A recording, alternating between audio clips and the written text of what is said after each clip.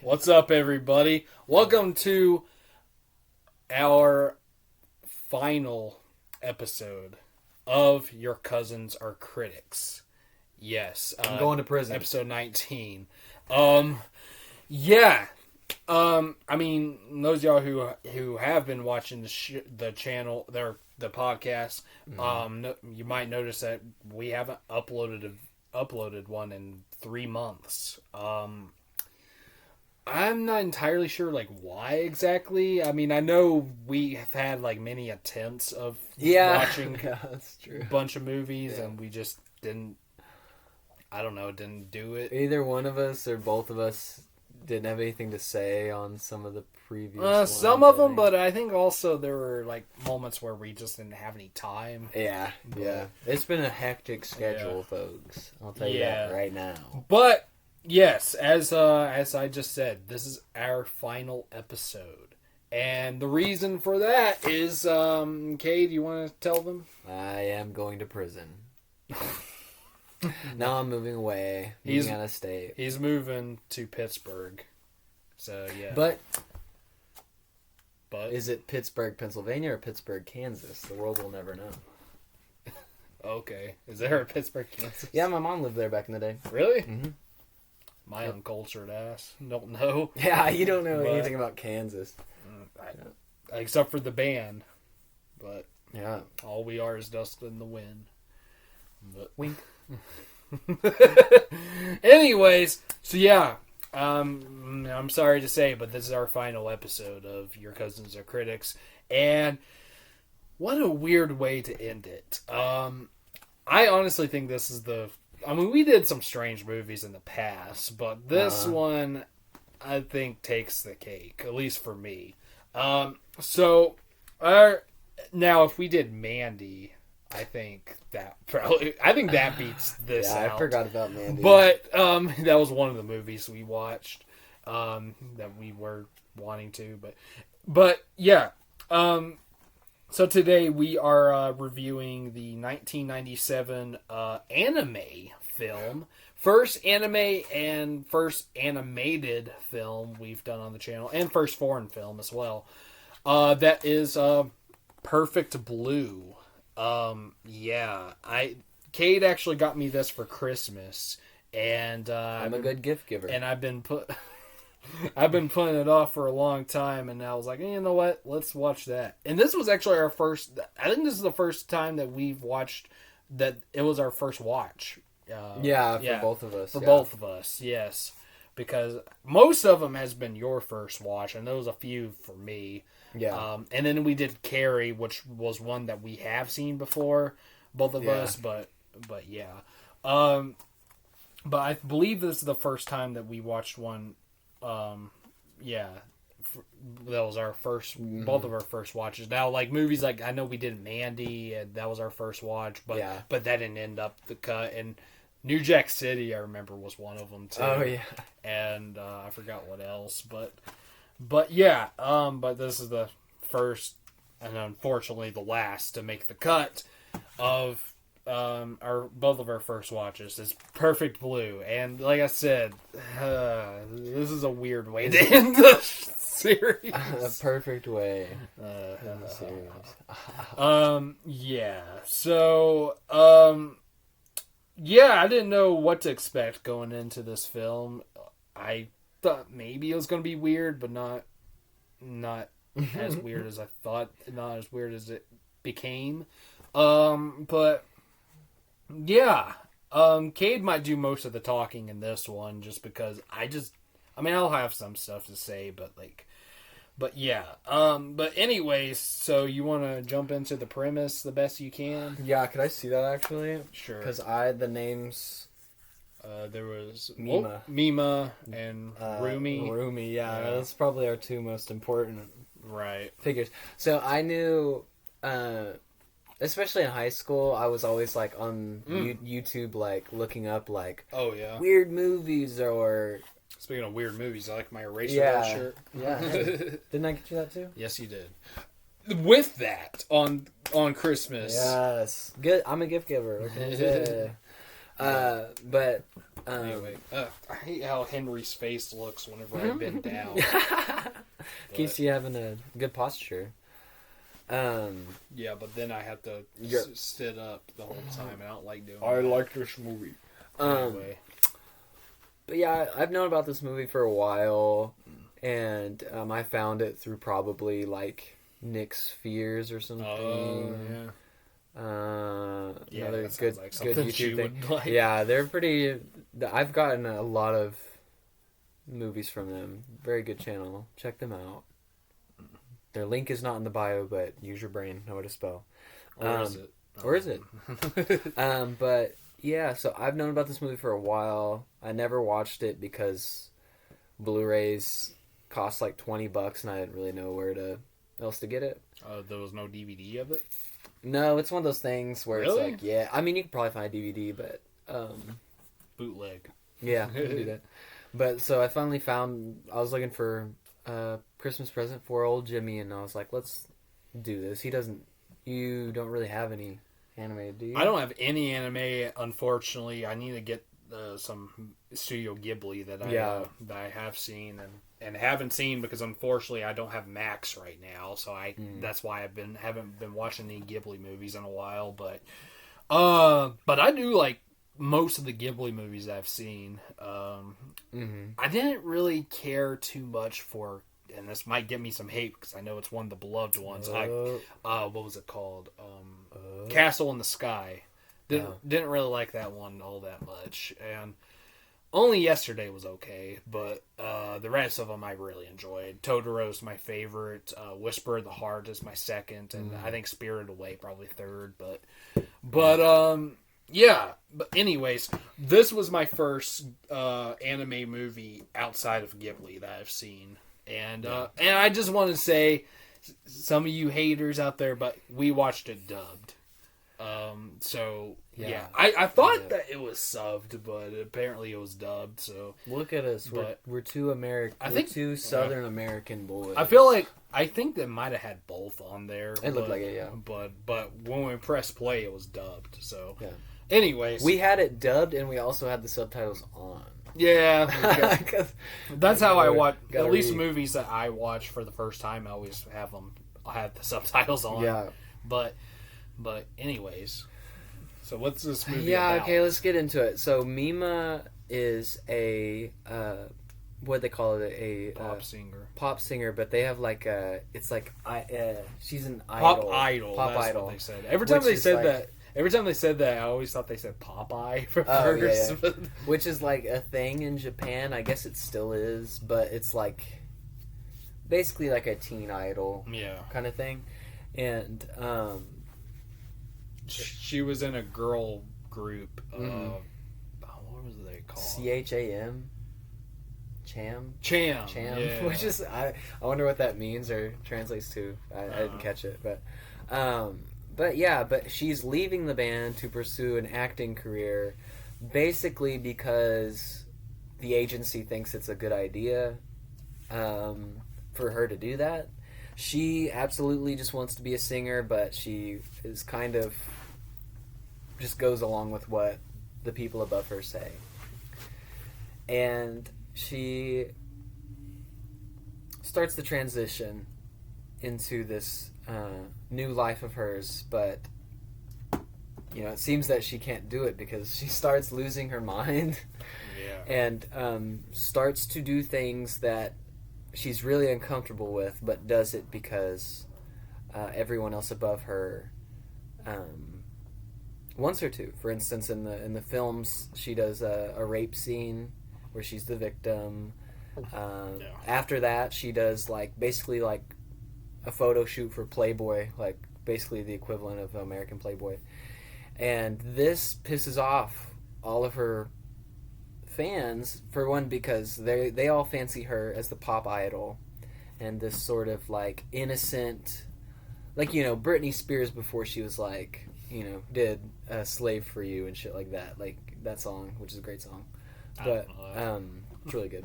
There's a great music video, dance number, the whole thing. But anyway, so her fans despise the fact that she's basically they call her and even her old bandmates or her old singing mates were like, she's a slut, like, because she's showing more of her skin and stuff and doing these more adult things. And it turns out there is a... Do you have the... Oh, you have the Blu-ray. Yeah, right. It turns out there is a... let's just call him a stalker and a sort of... I guess he's deformed or... I don't know. Or maybe just ugly, portrayed as ugly, but who is viciously obsessed with her and appears to be stalking her throughout the film and causing a lot of mental anguish for her. I forget his name. It's like Mr. Mio. I didn't even know he had a name. Yeah, it was like Mr. something. I called him Sloth because he kind of looked like Sloth from the Goonies. He does look like Sloth from the Goonies, yeah. It was that vibe. And at least Sloth wasn't. I mean, he looked kind of creepy, but he wasn't really creepy. Sloth was a hero. Yeah, exactly. Yeah. But in this movie, I'm just gonna call him Mister. I'm gonna call him Mister. Mister. Yeah, that'll be easy. So Mister in this movie, he basically is threatening her the whole time. For instance, she gets sent some mail that has a little bomb in it, like probably a firecracker or something. And then also people around her start dying, like flies. Like a photographer dies, a screenwriter dies in the show that she's in, and eventually her manager gets murdered. Now, this movie gets compared to a few things that you read off recently. One was Black Swan, one was Last Night in Soho, and then there was a few David Lynch films, right? And where that stems from is that this movie, Mima basically gets split into two people. Herself before, whenever she was a pop idol, and herself when she became an actress and took on these darker roles. Oh, okay. I remember something like that in Last Night in Soho. Yeah. I also Anya Taylor-Joy. It was like in the mirror with her. Oh, yeah. So she starts seeing visions of herself as the pop idol in a like a pink dress, like or pink skirt, looks like a little girl outfit, as compared to her modern self, which is, you know, the more average adult clothes, normal. And the past vision that she sees in like mirrors and reflections, and sometimes even like as another person running around, basically is taunting her throughout the movie, saying that, you know, you aren't the real me, you know. So this figment of her imagination is saying, you know, I'm the real Mima, you're fake. You would never, like, the real Mima would never do anything so disgraceful as like be in a rape scene or take nudie photos and stuff. And things get more and more and more and more intense and confusing throughout the movie. The actual TV show that she's acting in intertwines with her personal life and her personal issues. Within the show, her character may or may not be a murderer in the show, or may not just be having... I guess what I'm trying to say is you don't know what's fucking real and what's not in this movie. It's kind of fucking, like... Yeah. I don't know about you, but it made my stomach hurt sometimes. Like, I was like, oh my god, like, what the fuck is happening? Because it was getting pretty off the wall. As Mima's mental state gets worse and worse, the story gets more and more confusing and strange, and her life within the TV show and outside of it become intertwined, and you kind of don't know where they start or stop. But the point is, the screenwriter gets his eyes gouged out with an ice pick. Oh, jeez. Okay. Yeah. The photographer who took those sleazy pictures of her for Playboy, let's call it, gets murdered. And all the while, this stalker, Mister, is chasing her. Now, I guess we should get into the final scene. The final scenes. So. Okay, yeah, just to kind of, because we're in the weeds right now. We gotta get through it. So, there's a few characters that I kind of didn't mention. One is her agent or manager. I don't remember his name, but it's not that important. He's kind of... He cares about her, but not really. You can tell he's trying to make her a success so he can be successful. So he's like, you know, yeah, there's rape scenes and but she needs to take those photos, you know, that'll make her a bigger star. So he's kind of sleazy. And then there's someone who also works for the agency named Rumi. Mm-hmm. Now Rumi takes better care of her. Always mentions the fact that Mima wants to be a pop star. She wants to be a singer, not this acting stuff. and Mima's like, well, you know, if it's good for my career, I'll do that. Deep down, she wants to be a singer, but she's blocking that out. Now, they wrap the show. The show finishes even with real people making it, getting murdered. Okay. And they're about to leave the set, and it's just Mima, Rumi, and her manager. And her manager leaves, and he says, Rumi, you take her home, and all this stuff. Now, Mr. shows up and attacks her with a knife, and basically tries to sexually assault her, and kill her. Because he's like, you're not the real Mima, you know, you're an imposter. And this is something I forgot to mention, that the whole time he's been getting emails and working. I don't know if he was working on the website, but he's obviously consuming it. That is basically like Mima's diary online. Oh yeah. And this is something that the real Mima has nothing to do with. She's not. It's obviously someone stalking her and posting about everything she's doing and what she's feeling and stuff. And so. And someone's been emailing Mr. claiming that they're the real Mima and that the imposter that's on this TV show must be stopped. So that's what he's trying to do. He's trying to kill this perceived imposter. Mima ends up hitting him with a hammer, killing him. And then Rumi says, oh my God, you know, we gotta take you home. Takes her home. But it turns out this room is not Mima's room. Because it looks like hers. It looks like hers at the start of the movie before she changed it. Right. She says, you know, in that room there are fish that are still alive. Yeah. That Mima's actually died earlier in the film. And there was poster. The Chan poster. Yeah, there was a Chan poster on the wall. You know, she took that down months ago. And it turns out that Rumi has wanted to take on the personality of Mima, the idol pop singer. She wanted to be the pop singer too.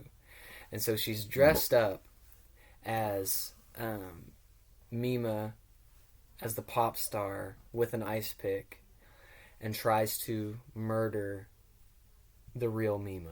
Yeah. Okay. And chases her all over town, like stabs her a couple times with the ice pick. They have a whole chase sequence. And then it gets up close and personal where it looks like Rumi's about to kill Mima, and Mima grabs Rumi's wig. She's wearing a wig to make her look like Mima. Throws it.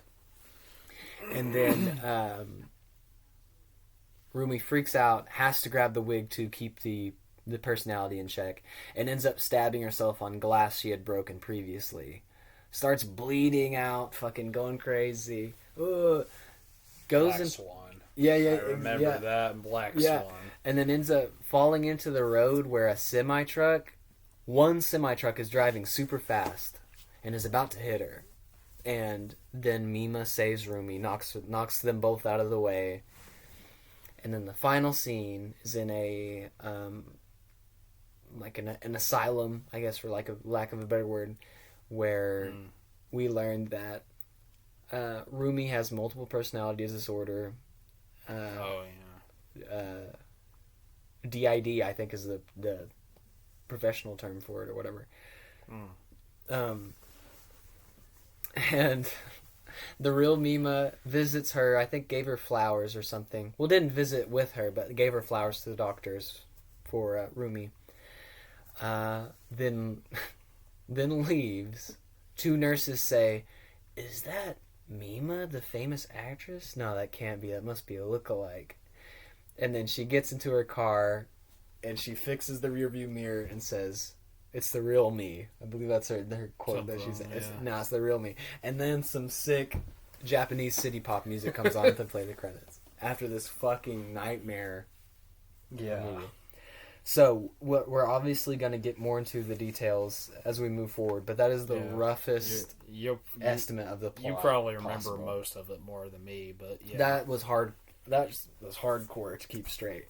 This movie, like, I think especially, like, probably the second act, towards the end of the second act, was getting I don't know about you, but it was getting fucking confusing. Like, I was like, what is... This movie was really good at what is real, what is fake. You know, what is reality, what is not. Yeah. I was like, I don't know anymore. There were so many scenes where she kept waking up, too. Yeah. I'm like... Yeah. She was like... And, you know, I've got a lot of questions. Because Mima sees herself throughout the movie. Yeah. So I guess is a figment of her imagination, right? And then Rumi also exists. Right. Because I was thinking for a second, I was like, is Rumi just like following her all the time? Yeah. Dressed like that? Yeah. Well, I remember at the end of the movie when I had that final scene, I was thinking that Mima wasn't even real, or at least Rumi was the real one, and Rumi was actually Mima or something. I don't know. Yeah. I see what you're saying. I was so confused by the end, and you had to explain some of it to me. I mean, I think I'm right about it, but I don't know. But yeah, it was fucking bizarre. Yeah. And I gotta say, because I knew about, obviously, the Mr. character. Because I had no idea. He's just the creepiest motherfucker. Like, it'll zoom up on his face, and he'll give, like, the grossest smile. And it was obviously like, okay, she's being stalked by this gross guy. Oh. I mean, you and I were like, what the fuck? Yeah, like, whenever it was Rumi, too, that was manipulating this gross guy into, like, getting violent. Because that's what it was. She was sending that guy emails, like, telling him, like, that meme on TV is not the real me. Yeah. You know, so she was manipulating him into being that. Yeah, that really caught me off guard. I was not expecting Rumi to be the one. In fact, I barely even knew that. I barely even paid attention to Rumi. I thought she looked kind of weird because her eyes are like kind of far apart. Yeah, they drew her eyes really far apart. Yeah, but I just thought that was a weird design. But other than that, I didn't think that was anything wrong with her. Yeah, but I guess that was supposed to make her like quote unquote ugly or something. You know, at least not as attractive as Mima or something. I don't know. Yeah, like the big reveal was like, there was a mirror, and then there was Rumi dressed up as the pop idol version of Mima. Yeah. And in the mirror, it looked like Mima, and then in reality, Rumi is a little, like, weighs more than her, a little bigger girl, and so it was like, it was kind of like, whoa, that's not Mima. Yeah. I just thought it was a weird design originally, yeah. Because there actually was some weird designs that some of these characters had. For sure. Sorry, I farted by accident. Actually, I slipped some out. It's still going, actually. But that's disgusting. But keep your cards, like, covered. But I will say, like, I mean, obviously that Mr. guy was weird looking, but he was definitely supposed to be. Yeah. But even some of, I don't know, there were some other kind of weird looking people, but they that was just how they were drawn, I guess, or something. Like some of the facial expressions were kind of funny and I think they like, wanted people to look gross too. Okay, I didn't. Yeah, I think they did. Like the photographer. Yeah, I think they definitely wanted him to look gross. I don't even remember. He had those weird eyes. They were like pointed in different directions. Oh yeah. Yeah, it was weird. But anyways, go ahead. I don't know what else to say. Yeah, basically, I mean,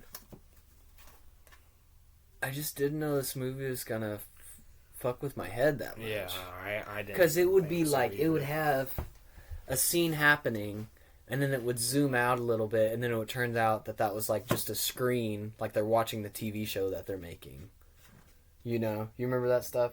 Where it'd be like, they'd be acting like, and it would be like, you couldn't tell what was going on until you heard like the TV executives talking. I think a couple parts too where you didn't know it was a part of the show, but you didn't know. You thought maybe it was actually happening. Yeah, completely. And then all of a sudden you hear a cut. Yeah, and it was like, okay. Which I think, I've seen other stuff that's done that for a sure, lot. Yeah. I think Inland Empire from David Lynch was a big one. I kind of feel like David Lynch saw this movie and had inspiration for both Mulholland Drive and Inland Empire. But yeah. And Black Swan is a big one that I've heard before going into this movie that was like really inspired by this. And I can see it, but I actually thought that this was going to be more the story be more like Black Swan. Oh, yeah. Like honestly, just because I've seen pictures of Mima, like the only stuff I've seen of this was just some shots of Mima dressed in that outfit, and it almost kind of looked a little ballet-ish kind of looking. Yeah. So I thought she was going to be a ballet dancer. Yeah. Going into this movie, so I thought it was going to be a little similar to Black Swan. But they had like watching this, there were definitely some moments that reminded me of Black Swan in terms of like for one thing, like I said before, like the hallucination stuff of like, or I don't know if I said it, but her looking in the mirror and she's in Black Swan, Natalie Portman saw herself a lot. Yeah. I think it's whatnot. It's not like similar in like carbon copy story. It's similar in like message. And Also, things, I believe. Also, you want to know something funny? What? All right. So, Natalie Portman's character in Black Swan, her name was similar to Mima. It was Nina. Yeah, with an N. That's what I'm saying. Like they were. That's hilarious. They were inspired by this movie, like the emotional parts of this movie, not like the actual like, oh, she's got to be a ballet dancer because Mima was or whatever. Yeah. It's based. Yeah, I think it's more of a. Yeah, and the scene too. There was also a scene that was similar to this where she was like in the bathtub, looked like she was like drowning herself almost, but. That they did that in Black Swan also, but anyways, yeah, that's like as far as comparisons to Black Swan I got from it, but the premise is complete. Well, yeah, it's different, but yeah, the plot's different. The plot's different, but I think this it's spiritually it's similar. Like what it's trying to say from an emotional perspective. I do feel like the characters are different though, because Nina was in Black Swan. Nina was more like, I don't know. She was just wanting to be perfect. And she's stuff, a perfectionist. And whatnot. This one was like she just was doing what people were telling her to do. So yeah, and well, she definitely wanted to be. She wanted to please other people was what the whole thing was. I mean, just hearing like her first day on set, she had like one line. It was like, "Excuse me, who are you?" And she repeated it like 500 times. And it's like, I think you can just remember that. Right. But she wants to be, wants to please people with it. So she was being a perfectionist in that way for sure. But yeah. So. What are some of your thoughts? Like how do you feel about this flick? Like, as disturbing and weird and fucked up this movie is, I can watch this again. Yeah. But mostly just because I think what made me want to watch this again was the twist with Rumi, because now I want to pay attention to Rumi, whenever she first comes on screen and whatnot. Because I was not expecting that at all. Mm-hmm. So I can at least watch this one more time. But I don't know. Maybe I don't know. If I love it on the first watch, on the next watch, then yeah, I'll definitely watch it some more. But But I could definitely watch this at least one more time. But yeah, this movie was just, I don't know. It was, confusing as hell and just. It's crazy, like how. So this is drawn. It's an anime. Yeah, obviously. It's crazy how much I cared about Mima. Like, I was like, man, she's getting fucked up. Like, even when they were shooting the rape scene, like, in the TV show, it was like, oh. Like, it was just like... The fact that there was a rape scene in a TV show is just crazy. Yeah, I know. And I was like, it was pretty creepy. And it obviously, like, traumatized her. Yeah. Even though she wasn't getting... actually assaulted. It was still weird. Like, yeah, it was like, it was horrible. It looked pretty real. It looked convincing. Yeah, yeah, and I was like, yeah. Like, and her screaming. Yeah, too. It was like, yeah, it was bad. Sorry, that's my phone. But yeah, this movie was really good at making me scared and care for this person, even though they're just a drawing, and that's a really impressive thing to do. I mean, yeah, you know. I mean, animated movies, you know, they can be good too. Obviously, as long as they got like good stories and characters and whatnot. So, I mean, I mean, most anime movies I've seen are for kids, but you know, but even those can still leave an impact. Like Pixar especially is really good at that. They have good stories, but yeah. Yeah, like, what do you think about the Mr. character? Jesus Christ. What do you think about his bedroom? Oh, he had like pictures of her. Yeah, I mean, yeah. Even just looking at him and him smiling, that I was just like, oh god. You know he's gonna do something evil. So yeah, like that is honestly, he might be the ugliest animated person I have ever seen. I can't think of anyone else. Like, God. He's completely unhinged. Like, in the first scene, there's a performance. It was Mima's last performance with her group. Yeah. And there was some troublemakers there. They all looked like Korn members. Yeah, that's right. And they were like throwing bottles and stuff and starting problems. And he went up there and got punched in the face by these guys. I forgot he was about bleeding and beat up. I forgot that was him. Yeah. He was trying to protect Mima from these mean guys. That was early in the movie. That was like one of the first scenes. One of the first scenes, yeah. Yeah, and I don't know, his room in that moment where it was bizarre. He would be reading the emails that Rumi was sending him in the voice of Mima. It was a really great. Oh, it was a really great. Like, it shows him talking, but with her voice, like, la, la, la, la. And that was like before we even heard his real voice, which his real voice was weird. I need to watch the Japanese version to see, but they gave him like it was cartoony. It was cartoony. Yeah, it should have been like a deep voice. It should have been weird because he was huge. He was a big dude. It should have been deep and scary. Yeah. But so that was one thing where I was like, I'm not scared anymore because he's like, you're an imposter. It was, yeah. But one of my favorite moments is in his room where all the posters on his fucking wall start talking at the same time. Well, they were talking, but like it was only one voice. It was one voice, which was such a good idea. Yeah, it was interesting. Really? Yeah, I thought it was weird because I'd never seen that before.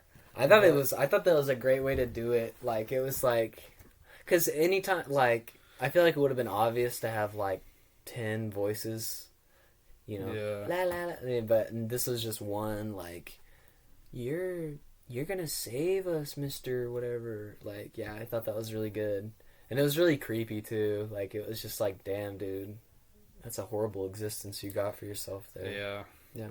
But back what I was going to say about him being ugly. Now, yeah, he was very, very unattractive looking, but my definition of ugly is actually not unattractive, like, not, bad looking.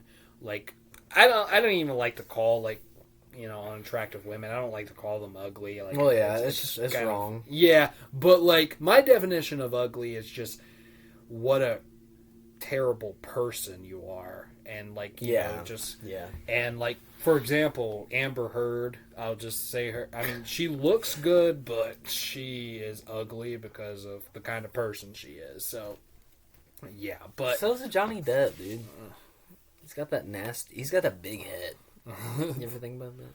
I don't know, but... Got a giant head. Yeah. But, yeah. Anyways, I think I said what I said. Go ahead. Yeah, and this is actually pretty sad because, like, everybody in the movie is murdered. Well, they're all pretty ugly people, like, in, like, kind of. I mean, Mima. How they Mima. are. That's kind of the thing. Yeah. One that looks normal and yeah. Mima's like. And even attractive, but you never get like you never get like a mean side of her, which kind of would have been interesting, but it's all she's going through bad shit, and so like you feel sympathy for her, and you don't see she's always good to people and all that stuff. At least nice, like she doesn't go out of her way to like help somebody, but. She's just going through bullshit the whole movie. But yeah, everybody else, her manager, Rumi's fucked up, the Mr. guy's fucked up. You hear conversations of people on the street just talking about Mima, which is kind of funny. I mean, I guess it makes sense because this is back in the 90s, like late 90s, early 2000s era is like of like paparazzi culture and talking about celebrities and things like that. I'm trying to... Yeah, at least 90s, maybe even 80s. I don't know, because that computer was like really old. Oh yeah, she had. Oh yeah, well, that looked like maybe a 90s era Macintosh. Yeah. But yeah, no, it was just kind of trippy to. It just made me think about like Britney Spears and all that stuff, that era. Just because like the way that celebrities were treated. I mean, they're still treated weird now, and they're usually weird people, but the way they were treated in, like, late 90s, in the 2000s, probably up until, like, I don't know, somewhere in the 2010s, it was just bizarre. Like, they were, like, I don't know, it was just a weird time. Spears had it rough. Yeah, like, I just remember, like, kids in my elementary school being like, Britney Spears is fucking scary and weird. Oh, like, because of the shit she was going through, like, and it's like we don't need to know about Britney Spears as like elementary school kids. Like that's bizarre. Like, it's just weird. And how like this one person is an industry for her managers and for her fans to consume. It's like talking about Mima and Britney Spears, I guess, and every other pop star or whatever. It is kind of an intense thing, and I think this movie's pretty good at like saying, okay, this pop star that everyone's worshiping is actually a real human being who lives in an apartment and likes to feed her fish and stuff, and it's like, she just wants to be a pop star, or wants to be able to sing in front of people. She likes that. Yeah, and I think this movie did a great job of like. Kind of showing that like that person singing on stage, that person in the TV show, in the rape scene, that person in the Playboy, they're a person, and it's like they got shit that's fucked up with them, and that most of that pain is like being brought upon them by the industry they're in. Like she's obviously got her problems, like she wants to be a singer and she feels like she can't do that anymore. But it's also that's being brought on by the people around her. So I don't know. I think this movie did a great job of kind of explaining what it's like to be a pop star almost. Yeah, or just a celebrity in general. Yeah. So, yeah, great job. I can't really Good think job. of any others that like does it like at least like in the same vein of just how rough a celebrity has it. Mm-hmm. Like I don't know. I'm sure there's others, and I don't know if as good, but you know, but yeah, like it did a great job. And with even with the story, even then too, like how celebrities are treated in different countries differ. Like our celebrities, I don't even know if they're treated as intense as celebrities in Japan, or even like it makes me think about K-pop and stuff like that. oh, Like yeah. those people, like if you don't know anything about K-pop, I like don't those know people, much. they work like all the fucking time. Yeah. They're forced to have plastic surgeries to look a certain way, which happens here too. But they're in slave contracts. Like it's a scary life for a K-pop star, and like a lot of people don't want to admit that. But they have like they don't get paid very much, but they got a lot of fame, and that's a weird thing too. They don't get paid very much, really. It's not. I mean, it's just like artists here too. Like it all goes to the label okay. and managers and producers and things.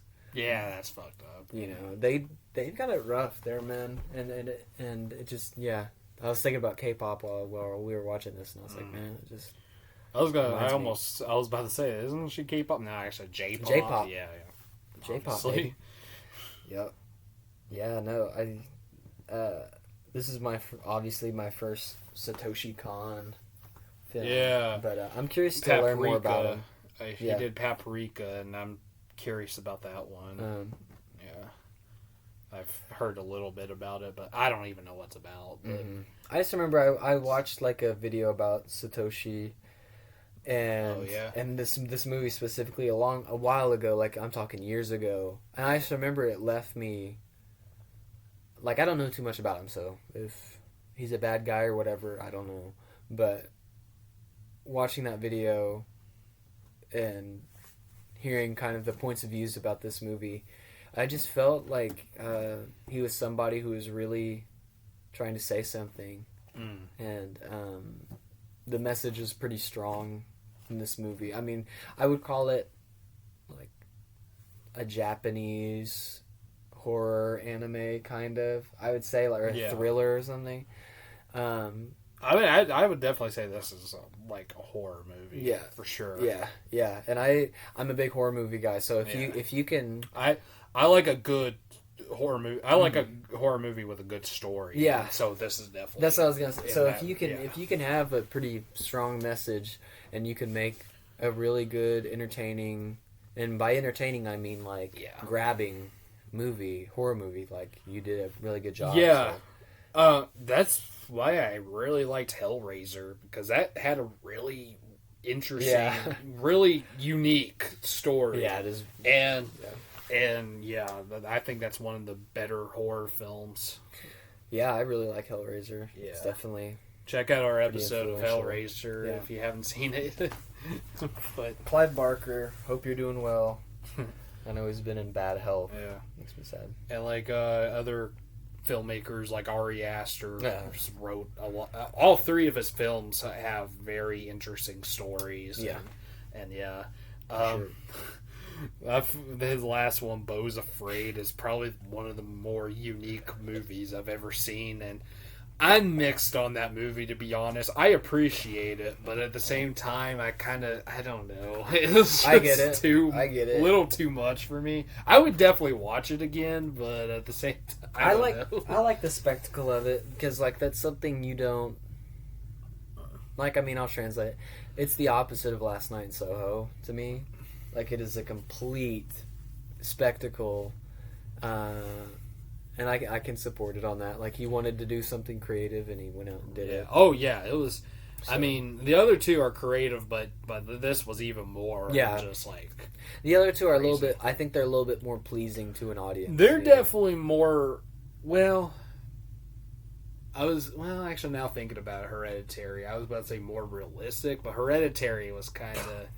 I don't know, but Midsommar I would say is probably the most realistic one. I'd say both of those movies, like, yeah, for sure, in that order. But I'd say Hereditary feels real to me. Like, it feels obviously there's demons or whatever, devil worshippers or whatever, cult payment leaders, payment worshippers, and Midsommar had a cult too. Yeah. But it that one's my favorite. It felt more real, like possible. Of course, like Beau's Afraid is like a complete. It's just a complete like fever dream from start to finish. I mean, it's like. I mean, the message, the main thing, can be translated into like a real thing. Oh yeah, of this guy just having mommy issues or whatever. But yeah, I think that's what it was. But he let his trauma basically control his whole life, and this is like the most hyperbolic version of that. Right. Yeah, because it's like you could have made a Beau's Afraid that's like a drama, like just strictly a drama, and it would be like, okay, that's a good movie, I guess. But this is like a completely kind of absurd and spectacular version of that. I loved how that movie started because it was pretty funny. Like crazy with all like the street people going into his apartment. that was good. It's really funny. It's solid. I definitely. Ari Aster, I hope you do whatever you want, but I hope you keep making movies. Oh yeah, man, I love that guy. Very creative. Mm-hmm. Also one of my favorite directors too, which not all of his movies are horror, but oh my god, why am I Darren Aronofsky? Mother, which by the way, Mother is also a fucked up. I would say that's horror, but that's different though. But you also got movies. I mean, hell, Requiem for a Dream, which I kind of consider that as a horror movie too, even though it's more drama, but still, like it's. I would say that's a kind of horror, especially by the end. But even his other movies that are more dramatic, like The Wrestler and of course The Whale. And all that, but really, I would say like Black Swan and Mother and Requiem even are more horror. But like, I mean, you could even say that almost all of his movies, in some way, even like The Wrestler, kind of horror if you like look at it as like this guy has a crazy has a not a very good life and whatnot, But anyways, I don't even know where I'm going at the moment. I'm just saying, I just like good storytelling in movies, I guess, is what I'm trying to say. Yeah. I mean, like, I think a lot of, like, what you're trying to get at is, like, a lot of real life, or movies that might not have, like, a Jason Voorhees or whatever in it. Because real life can be pretty horrifying and horrible and scary, and that's what I like. So, like, when a movie decides to take something that's realistic, a real life kind of horrifying thing, like let's say, I mean, even something like this is almost like realistic. Idol worship and stalking are very real things, and then they kind of make it a little bit more spectacular. But they add in like some metaphoric stuff and whatnot. Yeah, it's the same thing with like.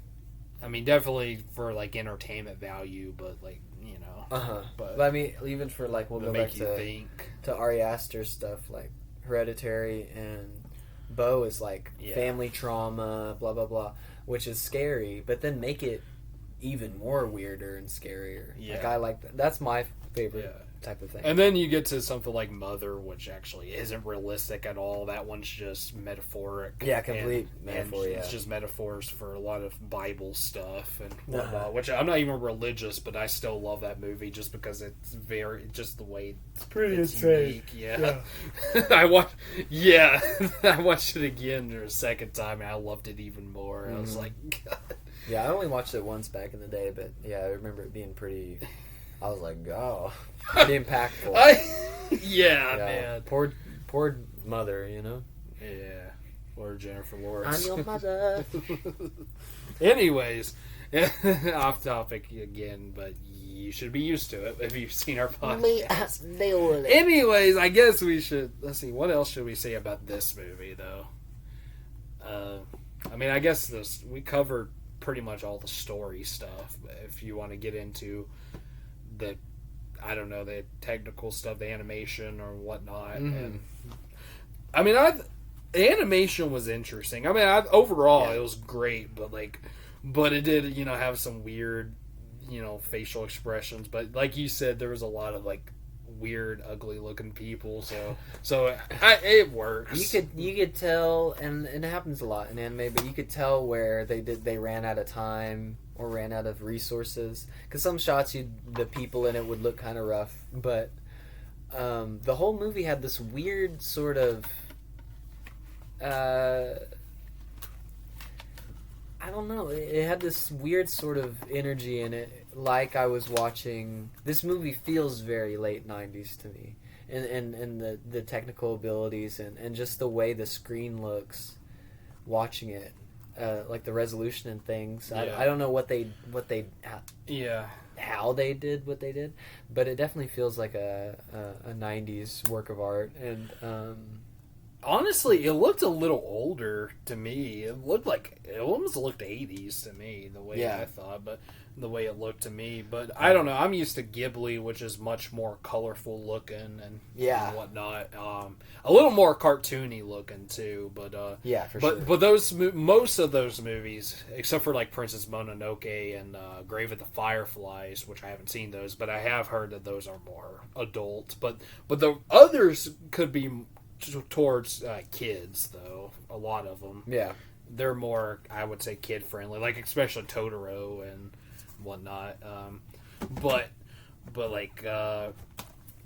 yeah, the animation though is pretty crazy, I think, but I enjoyed it overall. At first, when it first came on, I was kind of struggling with it, but that was just because this is the first non-Ghibli anime I've seen. But after a while, it's I was used to it. I'm like, all right, that was really good. Okay, so like we said, we did watch the dubbed version, and I don't know, I was mixed on the acting. I thought the actress who played Mima was good. Yeah. But and I forgot who else, but we said that the Mr. guy was so cartoony. When he finally I've got to watch the other version to see, because he should be he should be. I kind of wish, honestly, I kind of wish he didn't talk at all, to be honest. That's true. Really, I think it would have been better if he didn't say anything. Maybe besides, of course, whenever he was mouthing and had her voice, but I think it would have been better if he didn't speak. Oh, I think you solved it, because I was about to say. Because the reason they had him talk at the end is because they had to explain some of the story through him. Oh, yeah. But they should have had her voice do it. Yeah. That would have worked. Yeah. But I mean, I guess you could say this movie has two villains, so... It does. But really, I mean, you could have just had... what was her name? Rumi. You could have just had Rumi be the voice, the voice of the villains, and you didn't have to have him talk, I don't think. So I don't know, that okay, story wise, that's I think one issue I have, but I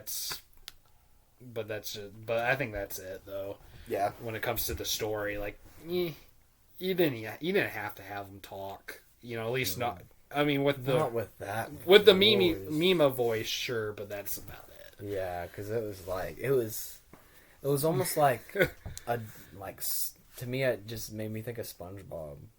Kind of. It didn't sound like Tom Kenny. A little bit, but yeah. It was golly. Yeah, it was I get it, he's scum, but... I mean, he sounded like a villain, but he sounded like a cartoon He's villain. Ha, ha, ha. He had that vibe. It was weird. I was come on. Something from a Cartoon Network show, and I'm like, what? That being said, the animation in the scene... was what was saving it because it was really scary. God! He was gonna assault her. Okay, that horrible. Yeah, that shot by the way with when he was on top of her and like it had him like sweating like on her. That was the most disgusting thing I saw. That it was in the entire film. I think. Yeah, it was a nightmare. But and there were some other characters I wasn't great, but you know, I remember there were like a couple that you said like. Close to the beginning, you said wasn't very good. I think it was like some of the actors, you know, in the show that Mima was on. You said didn't sound great, but what it was like, it was like two characters who were like the voice acting on a few. There's just a handful of spots in the movie where it's like, what? Yeah, come on. But that's to be as expected with dubs and anime and all that. Yeah. You know. I think for the most part Ghibli did a good job with the dubs, I thought, which Disney was the one. Disney actually bought the rights to Ghibli like in the 2000s, and so they hired like big name actors and even just like Hollywood voice actors too. But like the only one I thought wasn't good was I think in Castle in the Sky they had James Van Der Beek voice and he was not good. He was so bad. Strange. But everyone else I thought did a good job. Like Mark Hamill in that movie did a fantastic job, and everyone and all the other movies too I thought did a good job with the celebrity voice acting. But and this movie didn't have really, I didn't recognize any names, so I don't know if any celebrities. There was a voice that almost sounded like Willem Dafoe, I kind of thought. And if they had the money, I could see them having Willem Dafoe. Yeah, and there was one voice that kind of sounded like Mark Hamill for a second. And I was like, is that Mark Hamill? Yeah, and I looked and I didn't see him, but it wouldn't surprise me if it was at least Mark Hamill. I mean, Willem Dafoe, that would be a different story, but at least Mark Hamill because he's a professional voice actor, a great voice actor too. The Joker. Oh yeah. Skips from regular show too. Oh yeah, that's crazy. Yeah, but of course I first knew him as Luke Skywalker, but you know, which is like his only like live action known performance. But can't run away from that. Right, but yeah, voice acting it was I think for the most part was pretty good. Yeah, it was definitely passable. Yeah, I'd say. Yeah. Okay. Honestly, now we did have a fan on, so I couldn't really hear the music too well. But at least of what I heard, I didn't love the music in the movie. But I could barely hear it though, to be honest, because of the fan was on. So I don't know. There was like a few. Yeah, I think it was hit and miss, but it wasn't really like a big focal point. Yeah. Because there was like, sometimes it was like scary music, and I was like, oh, that's pretty good. And then there was like some Matrix. Yeah. There's some Matrix ass music, and then of course like the pop songs, which were like so cheesy. Sure. Like, that's to be expected. Yeah. Right. So I didn't have an issue with that. Yeah. But yeah. I did think it was interesting that the pop songs, I think, were in Japanese while we saw the dubbed, but at least of what I remember. The credits were, but during the actual movie, I could have swore I heard some others, too, in Japanese. There might have been a few others, but yeah, I remember singing in the English. It did have, like, the lyrics in English in the subtitles, but yeah. But anything else you want to add?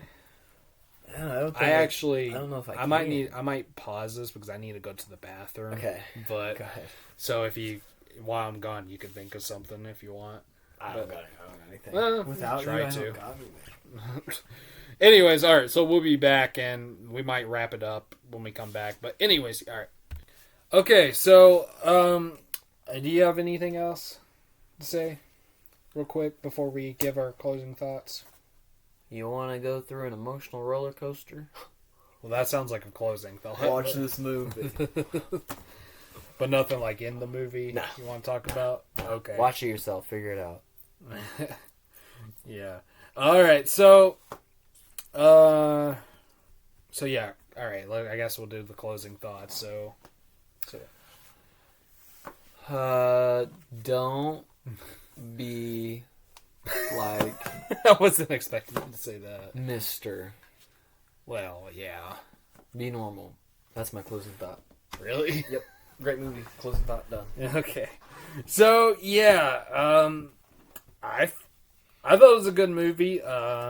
Just crazy and fucked me up a little bit. It's not the craziest movie I've ever seen. Like honestly, I think Mandy might be the one for me. Like Neon Demon's a close second. I completely forgot about Mandy.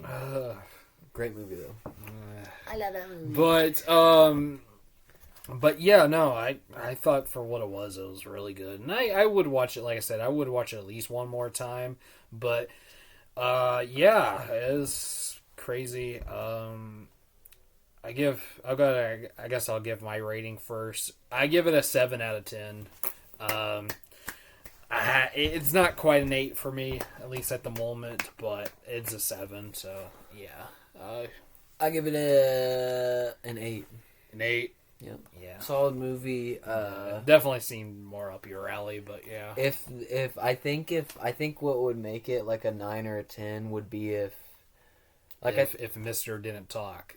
Yeah, well, there's that. But I think also if like the world, like Tokyo where they were at, looked more grimy, I would have liked it a little bit more. Is that your phone? Yeah.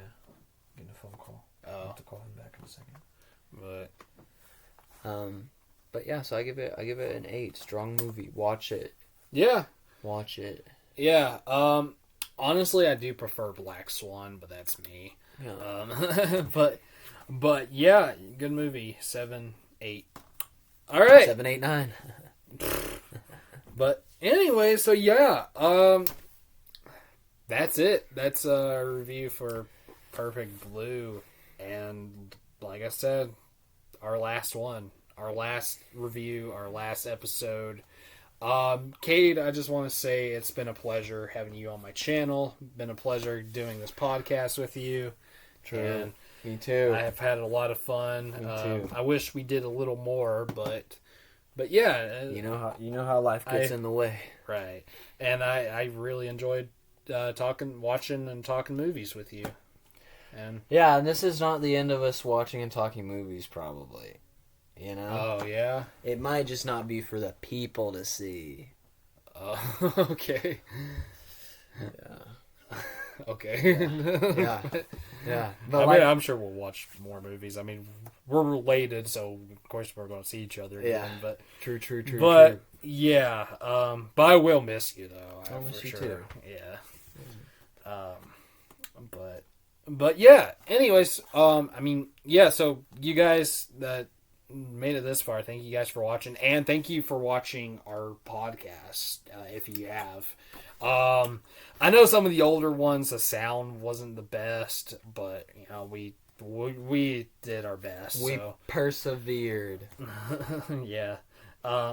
Yeah, like I watched some of our older stuff, and it's kind of rough with the sound quality. There's always some growing pains, isn't there? Yeah. Speaking of growing pains, my back is killing me, but yeah, anyways, so yeah, thank you guys for watching, yeah, I'll see you guys, you know, please like, subscribe, comment, hit the bell, share, all that jazz, and, yeah, again, thank you for watching Your Cousins Are Critics.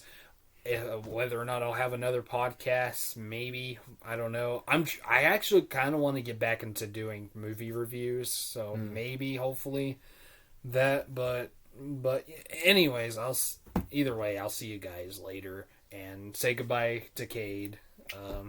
We'll miss you. Love you. All right, everybody. Follow, Peace. Subscribe, like. Yes. Notification. That's what I said. Notification bell. Hit that shit. All right. Peace. Bye.